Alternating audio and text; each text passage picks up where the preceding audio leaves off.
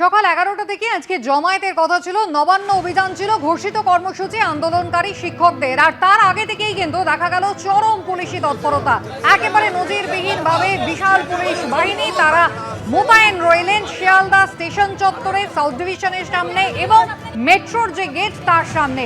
একের পর এক চাকরিহারা আন্দোলনকারী শিক্ষক শিক্ষিকাকে বেছে বেছে খুঁজে খুঁজে আইডেন্টিটি কার্ড দেখে দেখে প্রিজন ভ্যানে তোলার কাজ শুরু হলো। শিয়ালদার পর সেই জায়গাটা পাল্টে হয়ে গেল ধর্মতলা, এবং সেখানেও কিন্তু সাধারণ মানুষের ভিড়ের মধ্যে থেকে বেছে বেছে এই আন্দোলনকারী শিক্ষকদের ধরছে পুলিশ, তুলছে প্রিজন ভ্যানে।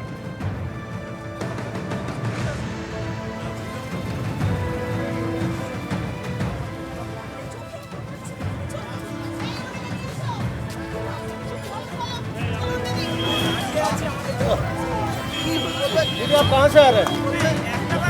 ঘোষণাও তো বলতে পারতো যে আপনাদেরকে ধরা হচ্ছে কি জানেন, কোনো কিছু নেই। স্পেশাল ফোর্স থেকে আমরা ধরে নিয়ে আসছি। आप कौन सा स्कूल से?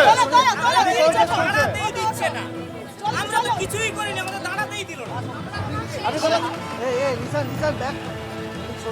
কোনো কিছু বোঝার আগেই একেবারেই আন্দোলনকারীদের ঠাঁই হলো প্রিজন ভ্যানে।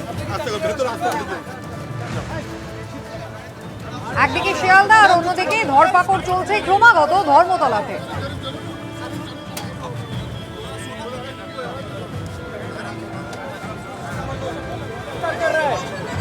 শিয়ালদা হোক বা ধর্মতলা, একেবারে নজিরবিহীন তৎপরতা দেখা গেল পুলিশের তরফ থেকে। ধর্মতলা এই মুহূর্তে ছবিটা রাখবো আপনাদের সামনে। অরিত্রিক ভট্টাচার্য রয়েছেন আমাদের সঙ্গে। অরিত্রিক, কিছুক্ষণ আগে ডিসি সেন্ট্রাল তিনি জানাচ্ছিলেন যে আইন শৃঙ্খলার অবনতি হতে পারে এই শহরে, সেই কারণে আগাম এই তৎপরতা। একেবারেই তাই, দেখো, এবং সেই তৎপরতা এখনো একই রকমভাবে বহাল রয়েছে। তুমি আমার পেছনে দেখতে পাবে যে ধর্মতলার মোড়, আমরা ঠিক সেই জায়গাটায় রয়েছি যেখানে SN ব্যানার্জি রোড মৌলালি দিক থেকে ধর্মতলা এসে মিশছে সেই মোড়টা। প্রচুর সংখ্যায় পুলিশ কর্মী, IPS অফিসাররা রয়েছেন, ডিসি সেন্ট্রাল রয়েছেন, ডিসি SSD রয়েছেন। তারা এখানে মূলত যারা আসছেন, আমরা যেটা বারবার দেখছি ধারাবাহিক পদ্ধতি, যখনই কেউ আসছেন যারা আন্দোলনকারী, যারা আজকে নবান্ন অভিযানের দিকে এগোনোর পরিকল্পনা করেছেন, তাদেরকে গ্রেফতার করা হচ্ছে। যে যুক্তি দেওয়া হচ্ছে, আমরা যেটা শুনলাম, যে যুক্তি দেওয়া হয়েছে যে আইন শৃঙ্খলার অবনতি হতে পারে, তার জন্য কিন্তু এই গ্রেফতারগুলো বা এই আটকগুলো হচ্ছে। কিন্তু মজার ব্যাপার এটাই যে যারা এখানে আটক হয়েছেন বা গ্রেফতার হয়েছেন, সেই শিক্ষক শিক্ষিকারা যারা প্রিজন ভ্যানে তোলা হচ্ছে, তাদের সঙ্গে আমরা যখন কথা বলার চেষ্টা করছি, তারা যেটা বারবার বলছেন যে তারা তো আন্দোলন শুরুও করেননি, তারা শুধুমাত্র একটি বেসরকারি বাসে করে, পাবলিক ট্রান্সপোর্ট যে কেউ উঠতে পারেন সেই বাসে করে তারা ধর্মতলার দিকে আসছেন, সেই সময় তাদের গ্রেফতার করা হচ্ছে। অর্থাৎ তারা যে আইন শৃঙ্খলা অবনতি ঘটাতে পারেন সেই সম্ভাবনার কথা তাহলে পুলিশ কী করে জানলো? তাদের আন্দোলন শান্তিপূর্ণ হবে না সেই আগাম ভাবনাই বা কীভাবে এলো, সেই প্রশ্নগুলো কিন্তু তাদের মধ্যে রয়েছে। এবং আমরা এর আগে দেখেছি যে একেবারে আই কার্ড চেক করা, মানে তারা যদি শিক্ষক না হন, কাউকে যদি শিক্ষক সন্দেহ করা হয়, তাহলে সেক্ষেত্রে তার আই কার্ডে অন্য কোনো পেশার প্রমাণ থাকতে হবে, তারপর তাদের ছাড়া হচ্ছে। এই ঘটনা আমরা দেখলাম।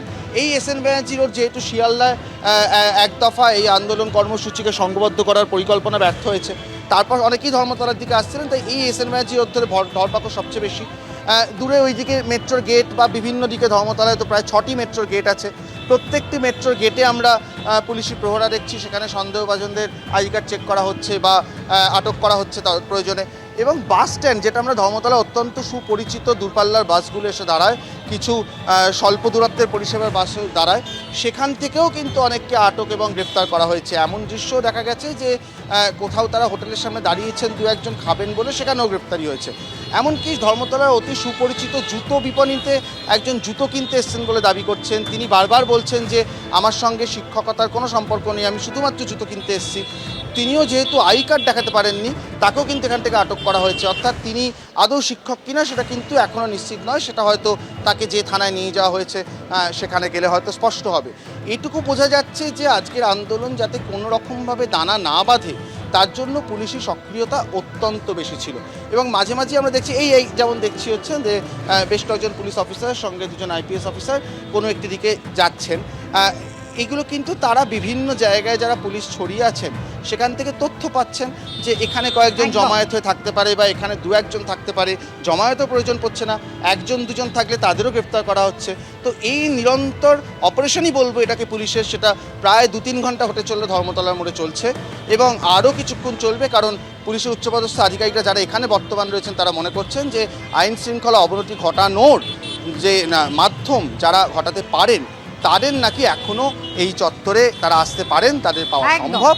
তাই সেই জায়গা থেকে পুলিশ এই মুহূর্তে এখনো ঢিলে দিতে রাজি নয়।